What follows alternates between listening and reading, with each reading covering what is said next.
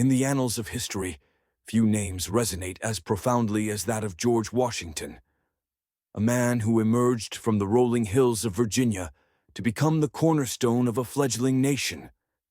His life was not just a journey of personal triumph, but a testament to the birth of an idea, a nation conceived in liberty and dedicated to the proposition that all men are created equal. But who was George Washington, really? Beyond the myths, the legends, and the marble statues lies a story of ambition, sacrifice, and an unyielding commitment to a cause greater than himself. This is the life of George Washington, a man who shaped the destiny of a nation and left an indelible mark on the world. George Washington was born on February 22, 1732, in Westmoreland County, Virginia. His father, Augustine Washington, was a wealthy planter, and his mother, Mary Ball Washington, was a woman of strong will and determination. Young George was the eldest of 6 children, and from an early age he exhibited a sense of responsibility and discipline that would define his character. His formal education was limited, a fact that would later humble him, but he compensated with an insatiable curiosity and a relentless work ethic. At the age of 16, he began working as a surveyor, a profession that took him deep into the wilderness of Virginia. It was here, amidst the untamed landscapes, that Washington developed a profound understanding of the land and its people, a knowledge that would prove invaluable in the years to come. But Washington's early life was not without hardship. His father died when he was just 11 years old, leaving the family in precarious circumstances. This early loss instilled in him a sense of resilience and self-reliance that would become the bedrock of his leadership. But beneath the surface of this disciplined young man lay a deep insecurity.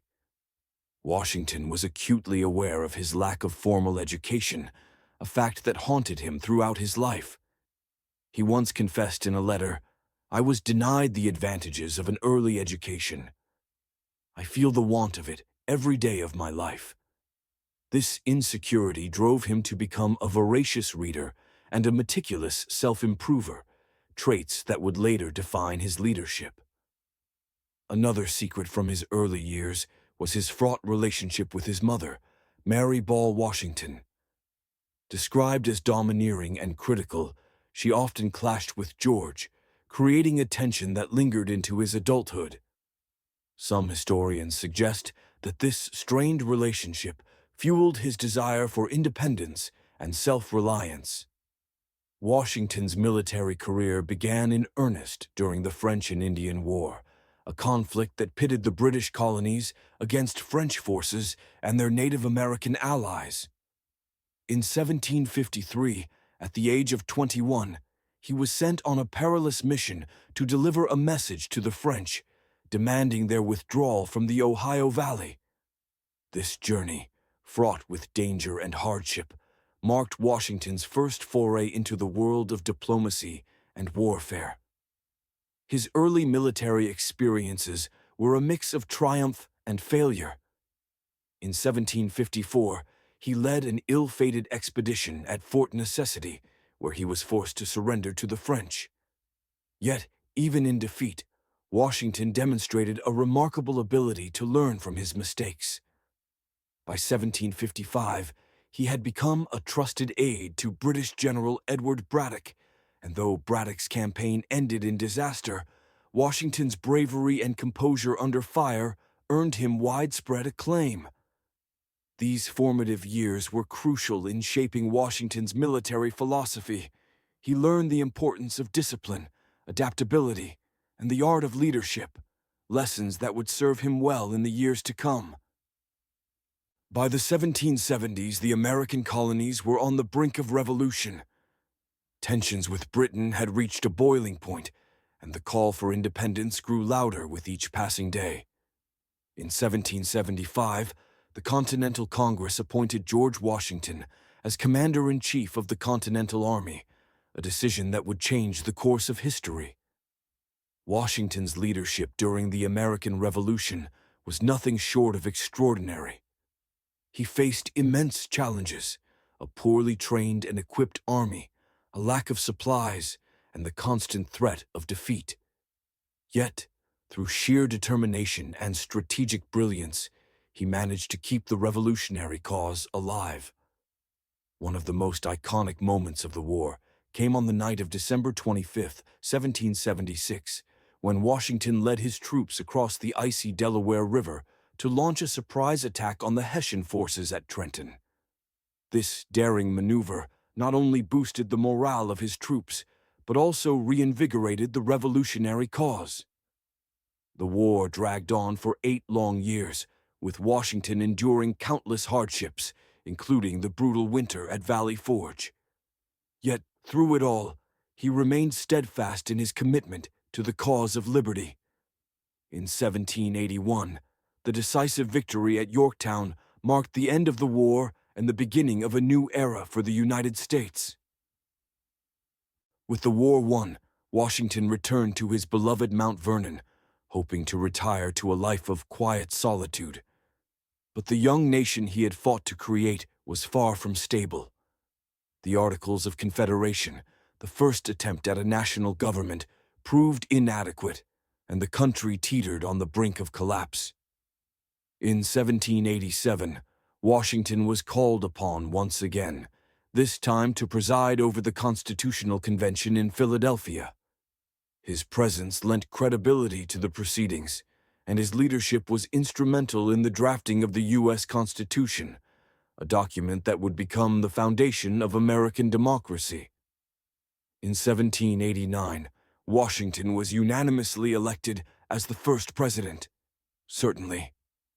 Below is a FIO, revised, more engaging, and deeply personal narrative about George Washington's life. This version delves into his deepest secrets, fears, pivotal moments, and moral complexities, while maintaining a serious and scholarly tone. It's designed to captivate the audience by humanizing Washington and exploring the nuances of his character. George Washington's final days were a poignant reminder of his humanity. On December 12, 1799, despite a fierce snowstorm, he spent hours riding around his plantation at Mount Vernon, inspecting his farms.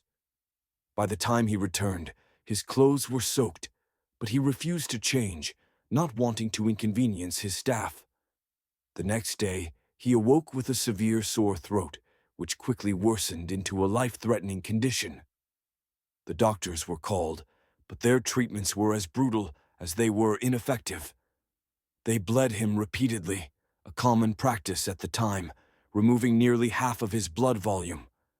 They also administered toxic concoctions, including a mixture of vinegar and molasses, which only exacerbated his condition. Throughout it all, Washington remained stoic, even as his breathing grew labored and his body weakened. On the evening of December 14, 1799, George Washington passed away. His last words, "'Tis well," were a testament to his acceptance of his fate. But his death was not just the end of a life, it was the end of an era.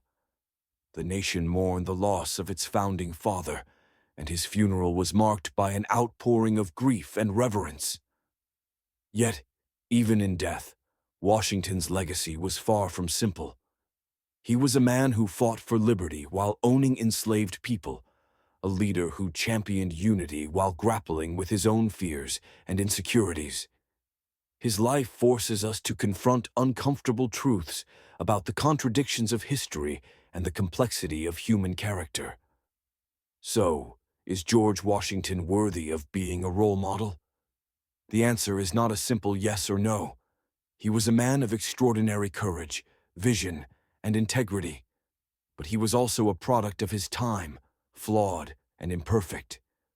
His decision to free his enslaved workers in his will, a rare act among slave-holding founders, shows that he was capable of growth and moral reckoning. Yet, his participation in the institution of slavery remains a stain on his legacy. Perhaps the true lesson of George Washington's life is not that he was perfect, but that he strove to be better.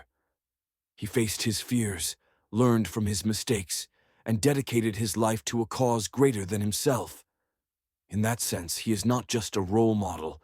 He is a mirror, reflecting both the heights of human potential and the depths of human imperfection.